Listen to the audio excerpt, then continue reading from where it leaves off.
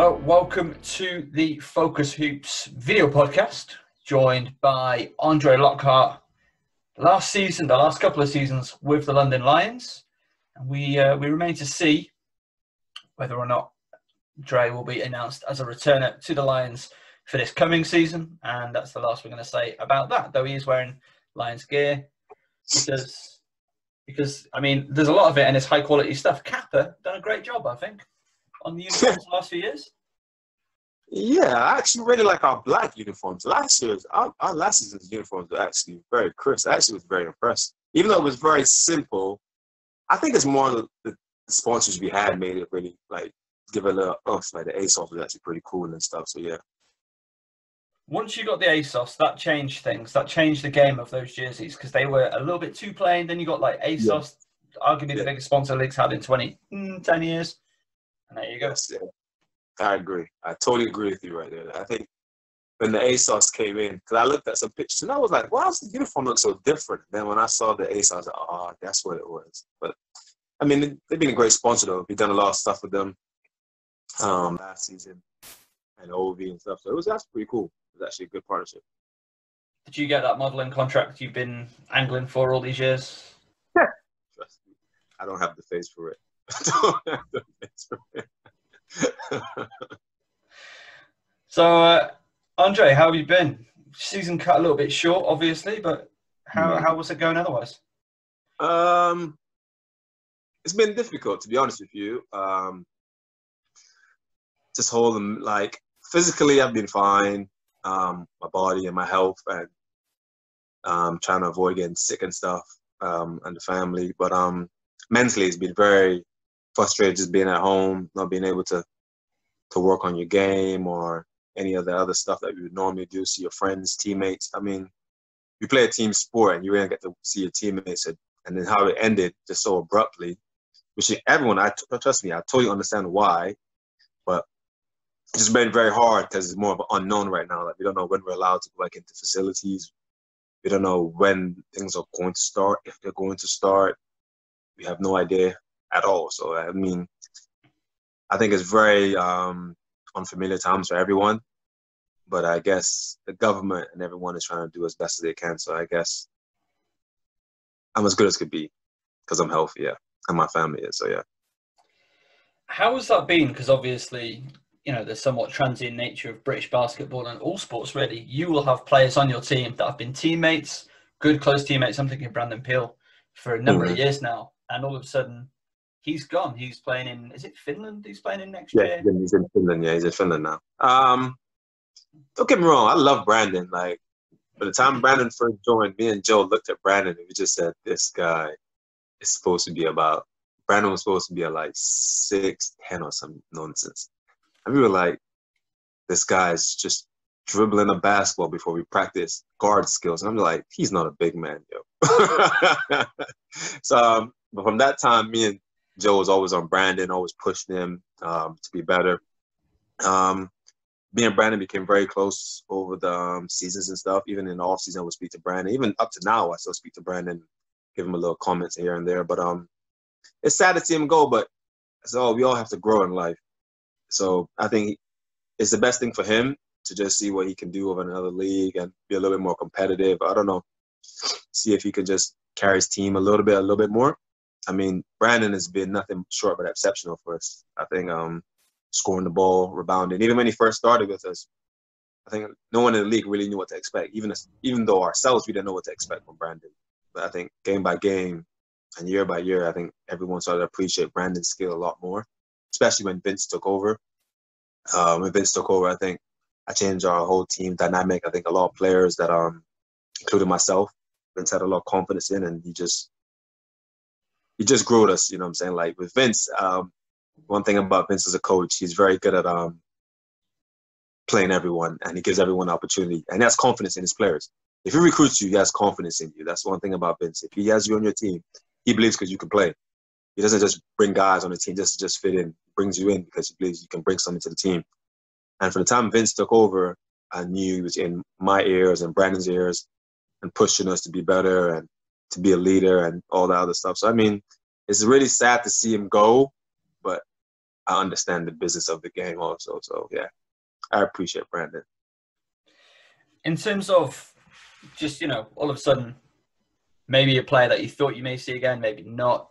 You don't really have, I'm thinking just as people, and you don't really have, do you have that closure of like, I'll see you later? Or is it just like that hard cut and maybe a little bit of unfinished business? When players normally leave, basketball is very weird. In other words, like everyone knows everyone. Yeah. And it's like a big network. Like you could find guys like probably that went to my university, and I graduated 10 years ago. And it's all network, like they know the same people. So we all network. Like I know people that played in Brandon's league, and I know people that played in Tab's league, because Tab actually was at a team, Darius was at a team that my former teammate in college was actually at. Okay. So, I mean, so there's a big whole network, and I was following that team. So now when I saw Tab sign with them, I was like, oh, okay. So I'm continue following them even more now. So, I mean, to really and truly, it's not like that. I mean, some players, if you don't have a really close relationship with them, they cut them or they just leave. It just ends at that point. Yeah. I mean, but that's because you're not really close with him. Someone like Brandon, I think I would message Brandon out of the blue to see how you're doing or whatever. Like, for example, we had Spencer, who was with us 2 years ago. Last year, strictly. Yeah, season. Yeah, I'm confusing the seasons now. But yeah, when he went to Germany, we all congratulated him, and we were all happy for him. We still have our whole group chat. Everyone that was in that championship team, our group chat went from Lions, and now it's just called Champions. You know what I'm saying? So, exactly. So we still speak in the group chat. We're all still there in some aspect, but it doesn't really just come a hard cut all the time. Yeah. Like Paul Green, me and him are still pretty close. I actually spoke to him up to yesterday, actually. So yeah. All right, interesting. So it's always interesting to know about like dynamics and things like that. No, that's a good question, though. It's a really good question because I mean, sometimes it's hard because I mean, people do other things. You know what I mean? Life evolves. Some people step away from basketball and stuff like that. So it's hard to just keep following people, and then you got your own life going on too. Because you got to remember, when you're in a team sport like professional, you see each other every single day. So you have to speak to each other almost every single day, at least 4 or 5 hours out of a day. And then you just go from that to maybe not seeing a person at all. So, but then you still continue in your 4 or 5 hours a day with other players, other teammates, or whatever you're doing. So it is a very good question, but I mean, I think people that you come really close with, you make time for. Yeah. I guess you do. It's just anything in life, you make time for people. It's been like we've alluded to, it's been a really interesting time, but you're all as a Lions unit or a current former transient stage, the off-season period is such a strange period of time, isn't it?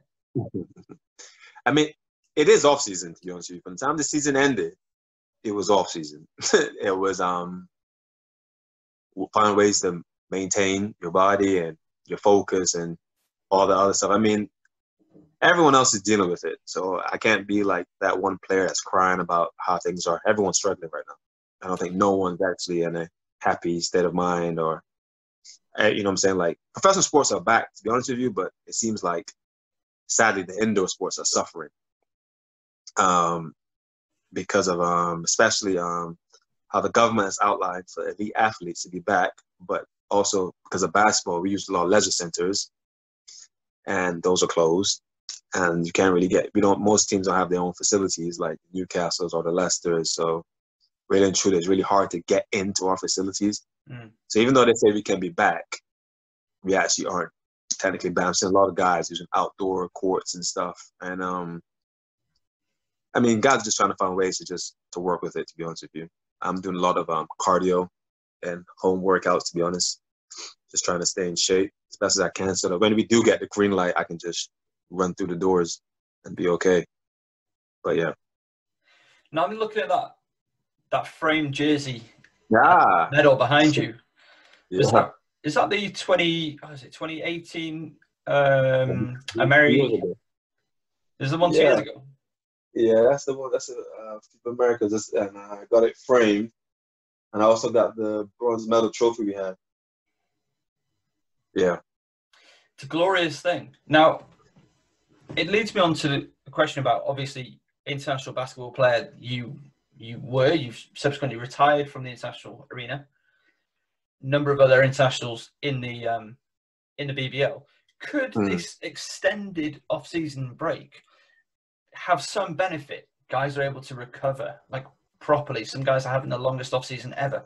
Somebody like Josh Wiltshire, who may not be back in the league next year. I'm not too sure what's going on with him in Plymouth, but he hasn't had an off-season for I don't even know how long. So could this eventually be a little bit of a positive on guys' bodies at least? Nah, it's not. No. Far from. I mean, because when you're younger, I'll speak about it too. When you're younger, you just want to keep playing. Because when you're younger, you want to keep playing. You want to keep improving on your game. You want to find a way to get in the gym. And the older you get, your body's in a routine already. So to shut down and to start back up, it's like a hard restart of anything. It's not going to be easy because you're used to being in a routine and your joints start hurting you a lot more. The older you get, it's harder to get back into things. So to be honest, really and truly, I don't think it is a plus. I just think it's a very bad negative. Because, I mean, in the off-season, if you're allowed to get in the gym, you can still maintain how often you want to go. You can't go period. I'm not going to lie to you. I haven't touched a basketball since March until last week. I got my own basketball. I actually bought a basketball because I said, I need to get one. I need to get one so my son can play with it.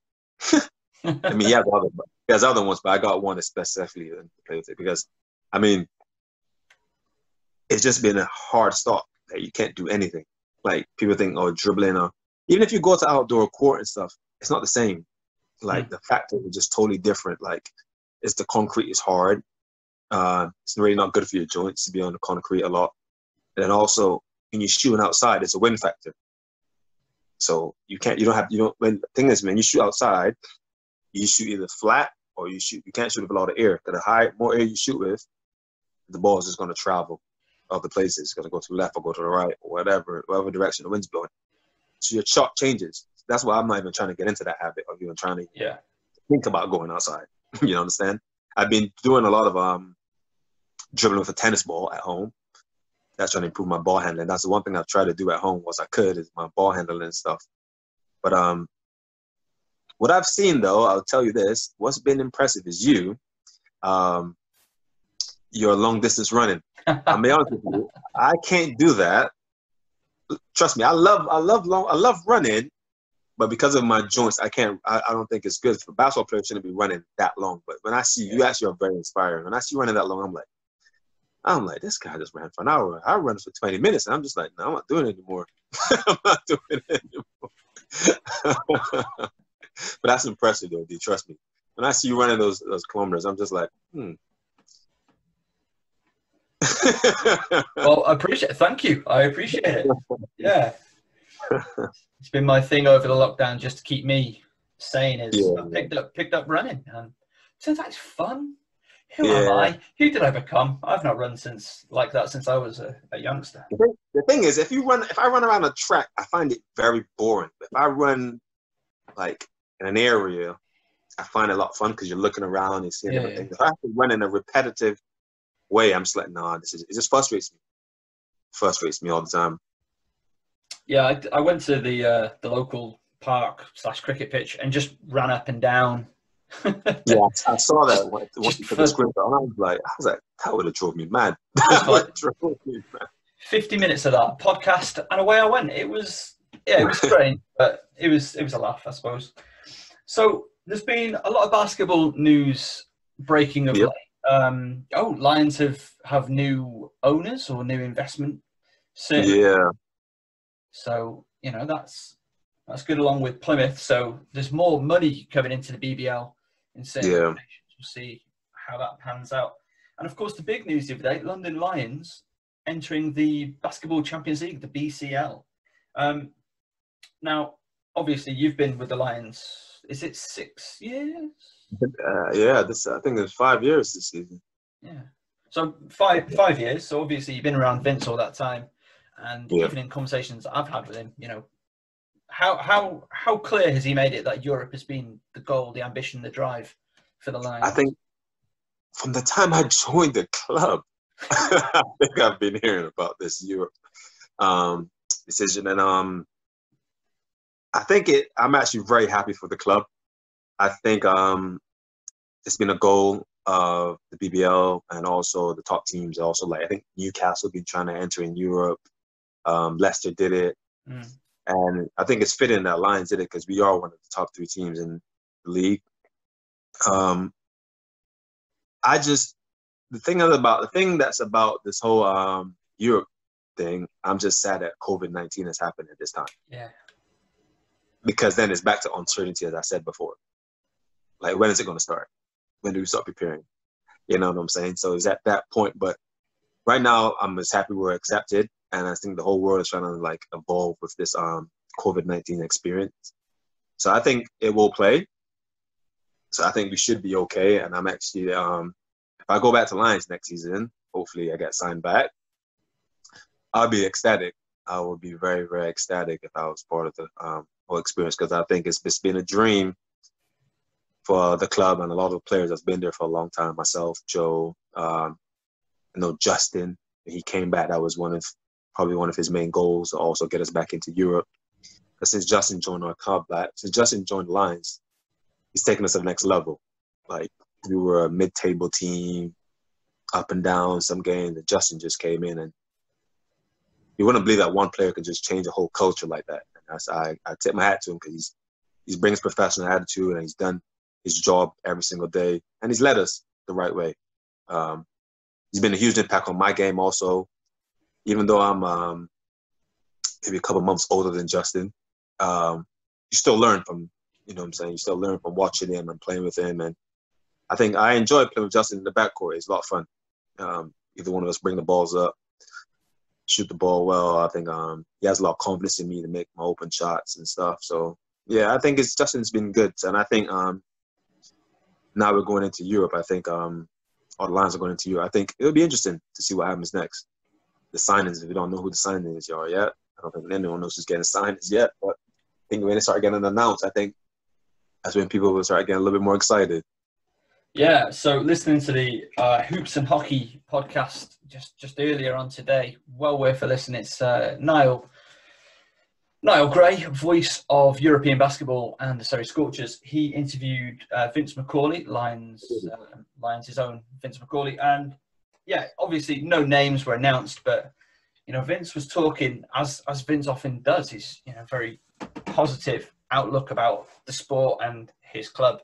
But speaking about the idea of the signings, how much of a draw the Lions now will be a little bit more with the BCL, but also just the caliber of players who've been there before, maybe played at even a higher level than the BCL. So it's an exciting time to be involved in the organisation, I'm guessing. Yeah, I agree. I mean, Vince is just the definition of a lion, to be honest with you. He just bleeds the club. He fights for the club. Like, I've never met someone that's been so hands-on on something like Vince. Like, he is hands-on on every single aspect of the club. I think Vince has been, even for myself, I think he's been a nice little blessing. He's even put me in charge of our academy team. So I'm at the head coach of the New City College academy team, which we actually did pretty well this season. We actually won the East Region. Shout out to my boys. We won the East Region, and then also we actually are the co-champions of the ABL because they didn't play the final game. Hey. Us and Harringay. Yeah, so really proud of my team. We beat Harringay already in the regular season. In the first game and the second game, something happened in terms of family issues came up, so I couldn't be at the game, and they claimed the game, sadly, but we'll just take the co-champions for now. But, yeah, just speaking back to Vince, I mean, Vince has his hands everywhere for club. And to be honest with you, the team going to Europe, the investors coming in, the new owners and everything, I'm happy for Vince. Like, it just shows his hard work is actually paying off. Because a lot of people will just see the finished product of the Lions, but they don't understand the work that really goes into an every year or the sacrifice that goes into every year situation, the club. So, I mean, I'm glad that London Lions will actually be the flagship for the BBL going into Champions League, basketball Champions League, to be honest with you. I actually think it's really good. Now, of course, Obi Soko, your teammate last season, and again, Yep. not sure if he's been announced returning for this season. Lions haven't really announced their roster just yet. But did he speak about his experience playing in the BCL for UCAM Mercia for 2 seasons? He never spoke about it. Ovi's a really cool guy, you know what I mean? Like the Ovi that everyone sees is the Ovi everyone gets. Like I actually was really happy with Ovi. It became a little friendship and stuff. Ovi never spoke about his career. He more always tried to help guys and teach guys things. He never tried to come with an attitude of I'm this, I'm that, da-da-da. So he always be like, oh, Dre, you should do this again, or let's do this again, or he always try to teach guys things or help guys improve. So no, we don't know what to really expect because Ovi never shared that with us. But if Ovi's back, that would be even more exciting because he would be one guy that's experienced in that area. I know what to expect, and at that level of player, I guess. And if Vince is saying that type of players he's trying to bring in, I think that would be actually pretty exciting for the club and everything. In terms of like the caliber of Obi Soko, he's clearly right up there in the BBL, in the British game. Yeah. And he made a real impact on the BCL in his 2 seasons for UCAM Mercia as well. If you've got a player of similar caliber to him potentially coming in, you know, how is that going to change things for the Lions, do you think, going forward? I'm not sure because I always think it's a feel out process for any team.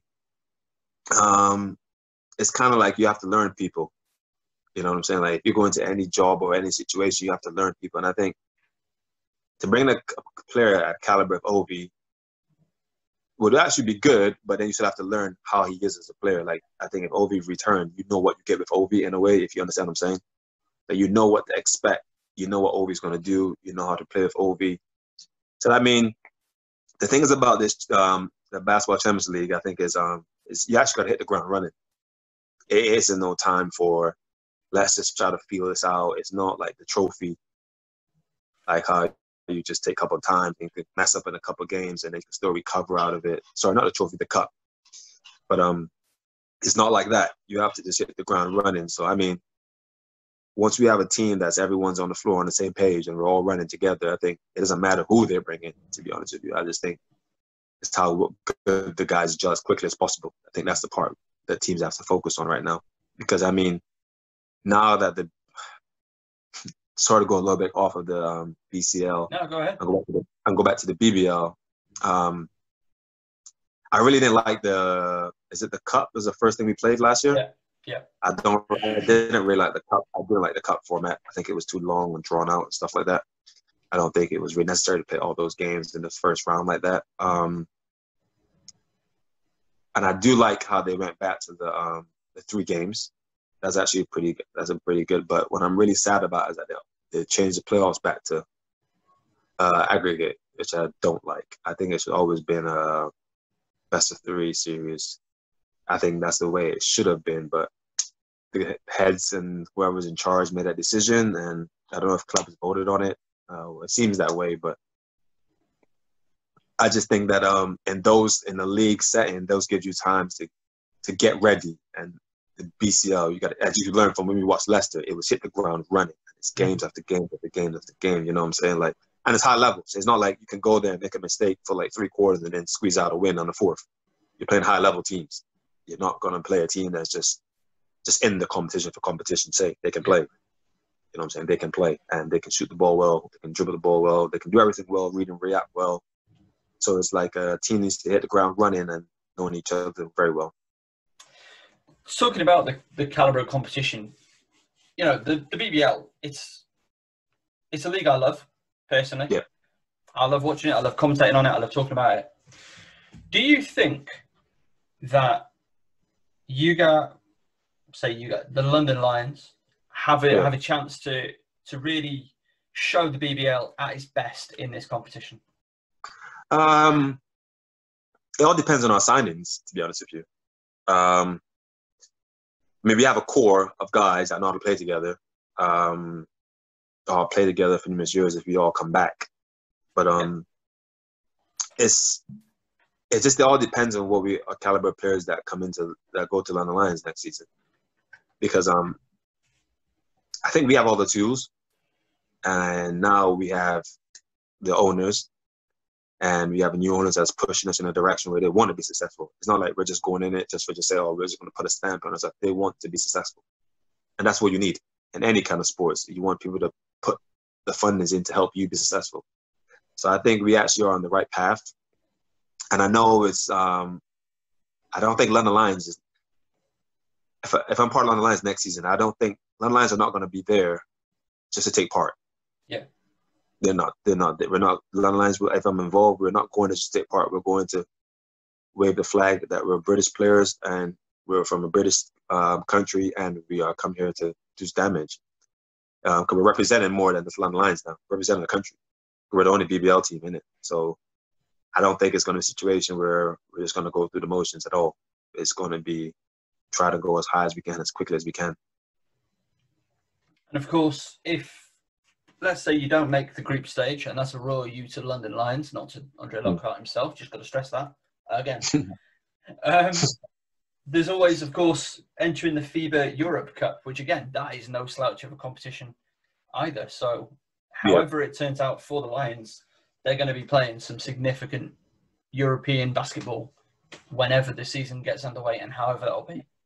Yes. But that's what you want, though, as a competitor, though. You don't want to play games when you're up 30 and up 40 and just winning games. And don't get me wrong, a lot of us basketball players, at some point in our childhood, we all had dreams of making the NBA.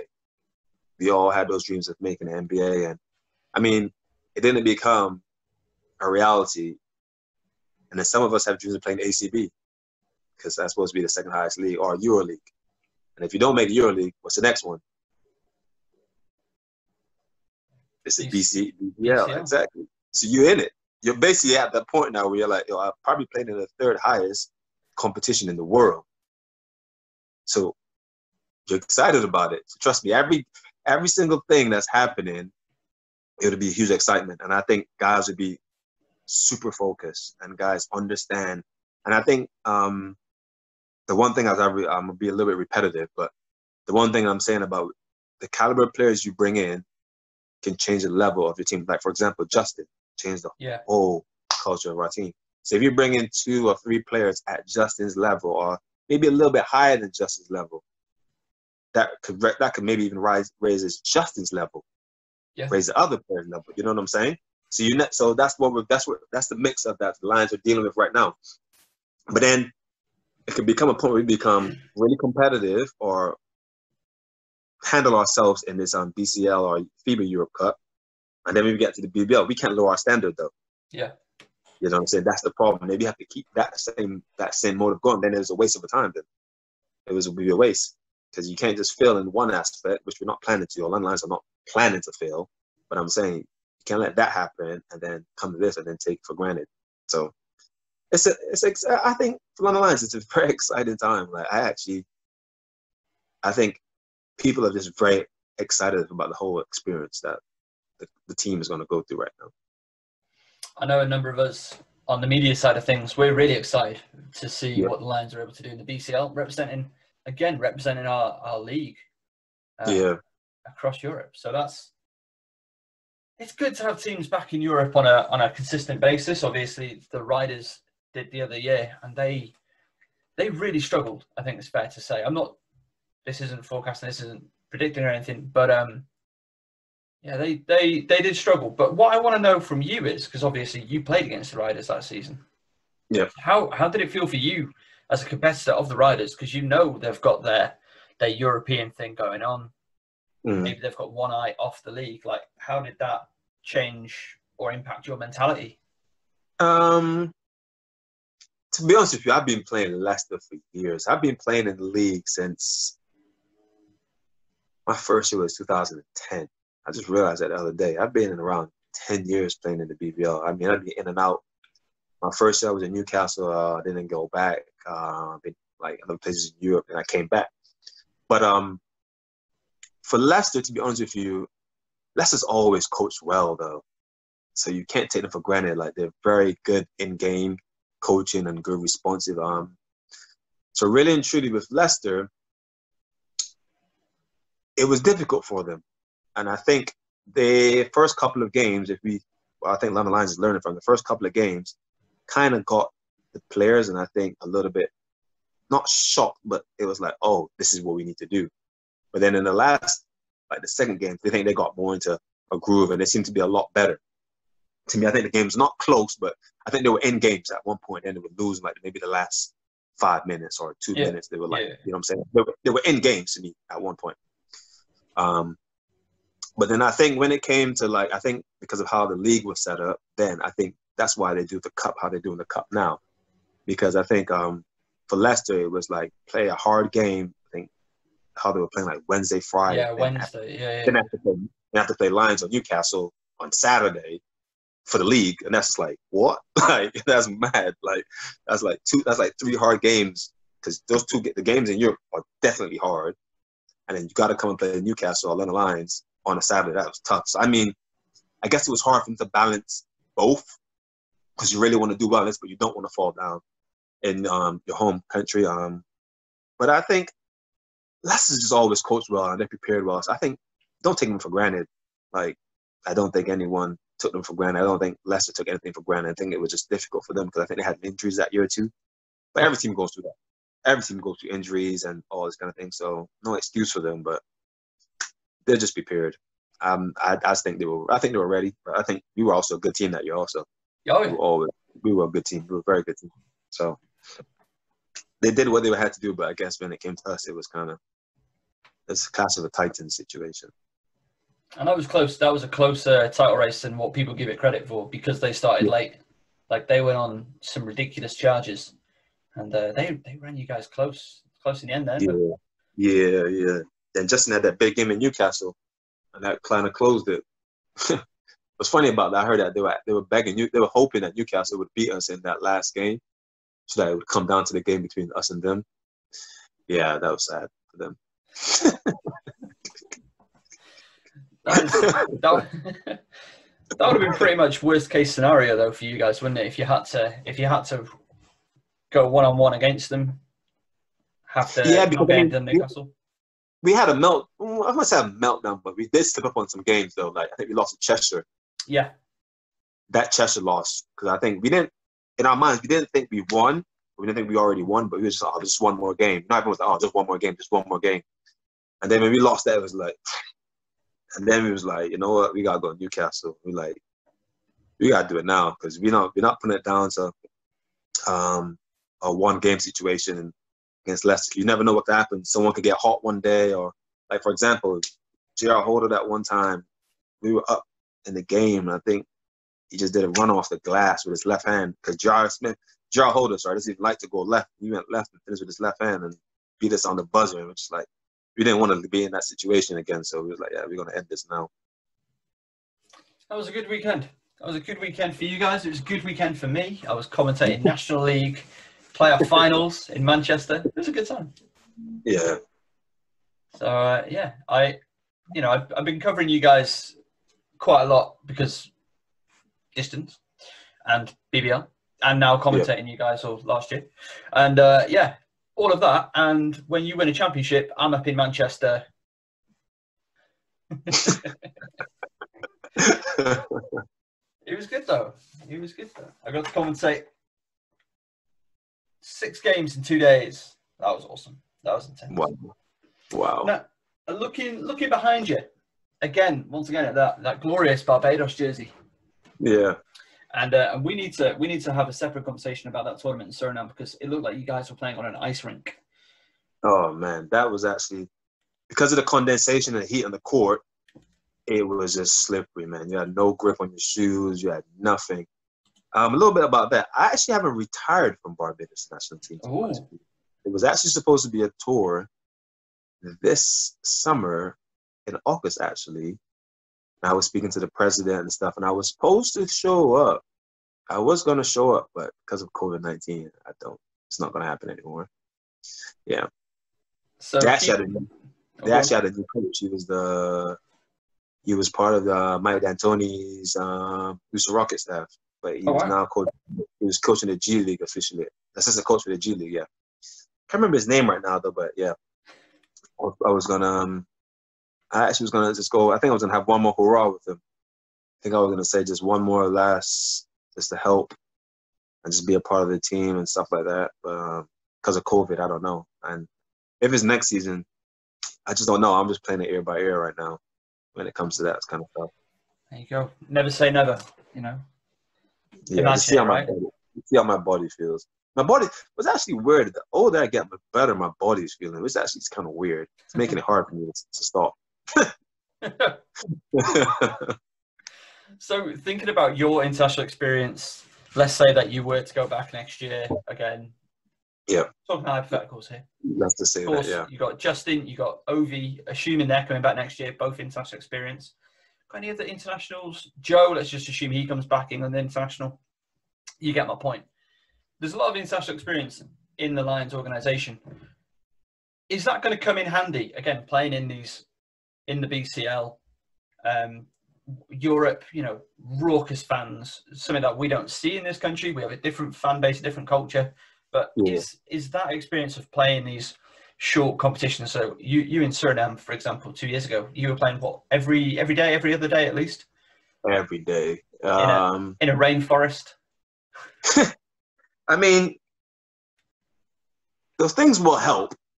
They will help, but you need to understand, when you're a basketball player, you really don't notice the crowds. Well, I don't, from my experience. Yeah. Like when I'm on the court, I don't even see the fans. I actually see the border of the court, and that's all I really see. I don't even notice people walking around or talking or yelling or anything. So I mean, I think it's just basketball. I think just experience. I think the only thing that would be different is the preparation would be a little bit different. Because in other words, you would know what to expect when you're playing Leicester or Newcastle or Manchester. You know what I'm saying? You would know what each BBL team would probably do, and you could look at their players and probably scout them a lot better. Now, when you see a team, for example, let's say from Bank Bears, we played them in the preseason. Yeah. Last season. And they also, I just saw their name popped up also in the thing. And I've watched a couple of their FIBA Euro Cup games and some of the players and stuff. We didn't know what we were going into because we didn't scout them, obviously.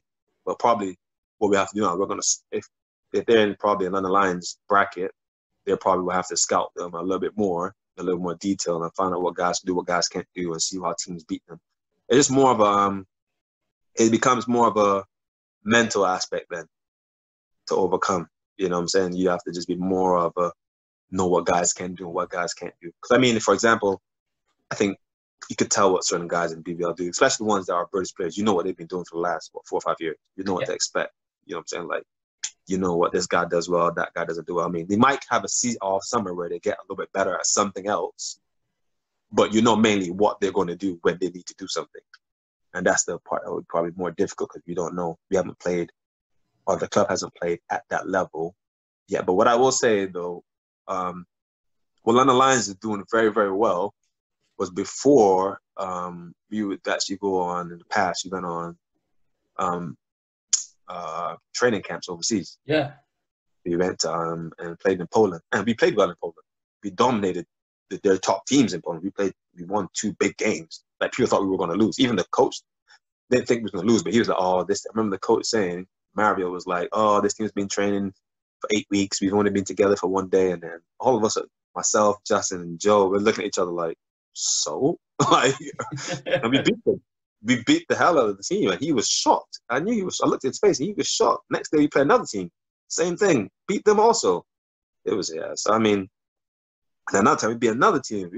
I mean, it just all depends on the day, I guess, because teams could take us for granted also, too. Teams could take us very lightly, and then they could be shocked. You know what I'm saying? But with when Bears came here last season, I don't think we shocked them, but I think we gave them a run for their money. It wasn't, you know what I'm saying? And Justin got hurt at one point and all the other stuff, and we didn't have our full team in yet properly, and we still played well. So it all depends. Now, there's an idea that came up on the Hoops and Hockey podcast brought to you by Niall Gray. The the COVID. Yeah. Does COVID, is there any chance that it could actually act as a bit of a leveler, a bit of a playing field leveler? Because most of Europe and most of the BCL teams, for example, they're going to be in your same situation. They've not, their leagues shut down in March, maybe a little bit earlier. Travel arrangements, maybe they're not able to bring in the same players. Is there any scope for, again, it's not positive. It's not, don't get me wrong, not positive, but could it level playing fields? No, far from. Our country isn't allowing the players to even train. Mm-hmm. True. Every other country is allowing it. Every other country. France is back playing. Germany's back playing BBL. Spain's back playing in their leagues. Everyone's back training. I've even seen guys in Belgium training. Like, it's everyone is back at some form of working out. We are not. You know what I'm saying? We are not at that point. We're resorted to outdoor facilities. Like, we can't even get into weight rooms. Yeah. So, you know what I'm saying? Like, to be honest with you, it's not the equal playing field at all. Because, as I said before, season would normally be over in May. We're in July now. Now, even if I've taken 2 weeks off after May, I could be working on some aspect of my game on the court or in the gym in those 2 months. I'm actually behind 2 months right now. Okay. Because all I'm really doing is just running and lifting weights at home. And that's not the same as you having your coach teaching you something or your coach going through something with you. You know what I'm saying? Like, don't get me wrong. You can improve your game other ways. Like, you can watch game tape.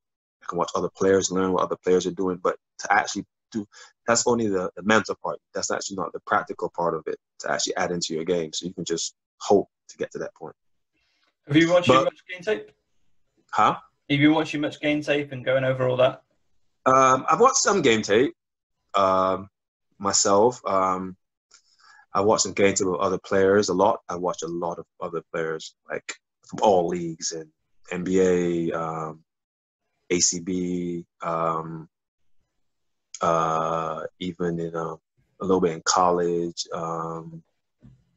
in France, whatever, EuroLeague. I just watch old games. I'd be at home right now and be like, oh, let me just watch the World Cup again. Let me just watch. And then the NBA thing is free. League Pass is free. So I just wake up on the day like, oh, let me just watch a quarter of Damian Lillard. Let me just watch this. I watch a lot. But I've been studying a lot of small point guards this summer. I mean, I've always been a fan of Chris Paul. I've always liked his game since I was a kid, actually.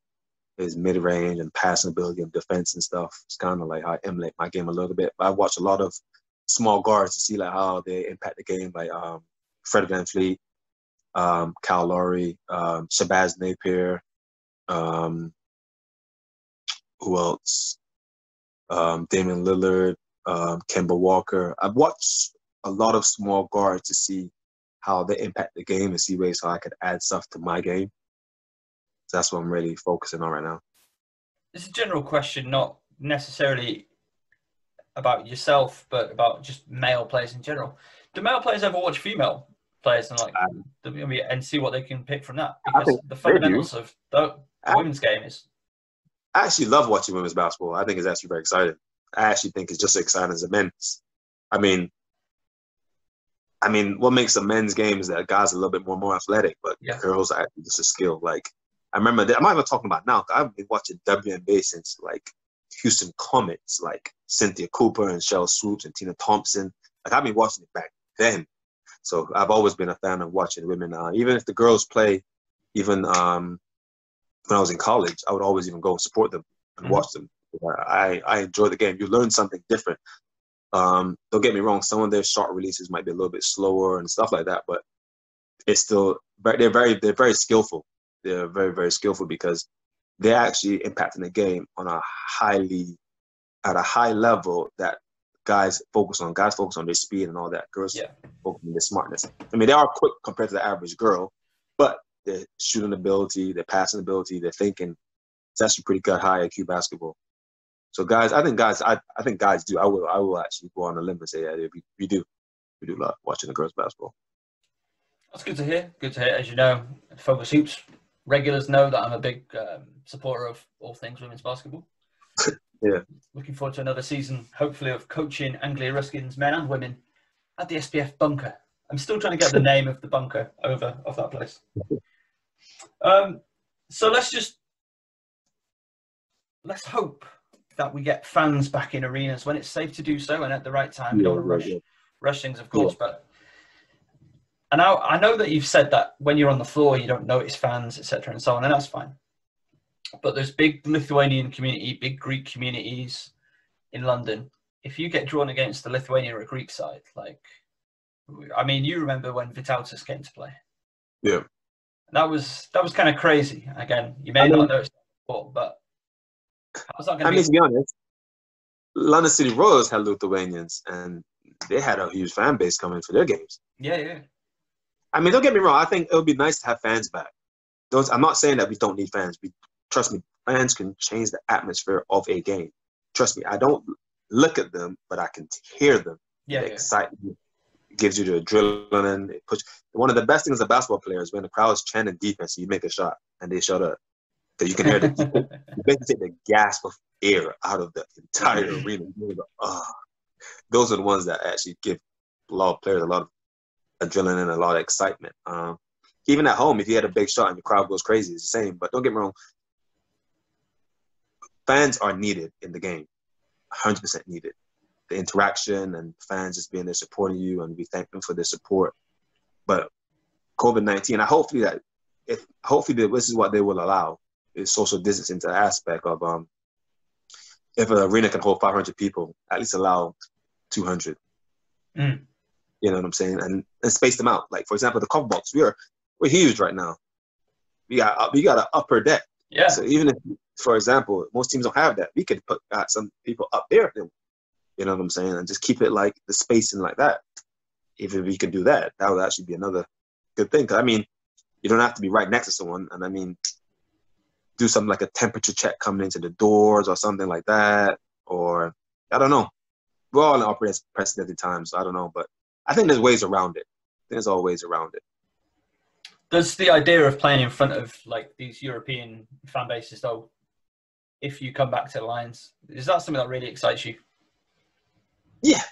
Trust me, that would be one of my milestone goals, to be honest with you. I think that would be one of my goals, actually, in basketball. I mean, it would give me added motivation. I mean, I already want to motivate it to do as best I can and help my team, wherever team I play for, especially being on the Lions. I'd do whatever. If it was defense on one day, if it was scoring the ball one other day. I mean, it'd be huge because we'd be niched in stone, just like how we won our 2 championships. Like, that's a legacy right there. That's what we did.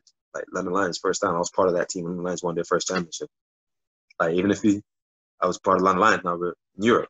Like, I can say I was part of these things. This is actually pretty cool things. And also what's cool about it is my son, because he's my new motivation now, because everything that I do, I basically want to just show him that this is what he could do if he wants to stick with anything. You know what I'm saying? So I guess he's my new motivation now in a lot of things. And that's a beautiful way, I think, to end things right there. Yeah. So, Andre Lockhart, thank you so much for your time. Really appreciate it. And always. And we will wait and see if you return back to the London Lions. Hope so. Hoping to see you back there, and hoping to see you maybe playing in Europe in the BCL this season. So, Andre, appreciate it. Thank you.